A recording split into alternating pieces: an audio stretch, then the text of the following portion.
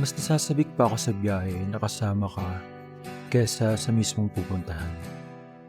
Siguro kasi sa biyahe, walang kailangang gampanan, wala kang dapat patunayan, wala akong kailangang itago. May mga tanawin lang na dumadaan, may mga kamay na nagkakatagpo sa gitna ng katahimikan. At nang makita ko si Mayon sa dulo ng biyahe, nakatayo, mahinahon, marangal, naisip ko, ganito rin pala yung pagmamahal. Hindi kailangang marahas para maramdaman, hindi kailangang mabilis para makarating. Minsan, sapat na yung paglalakbay basta magkasama, basta ikaw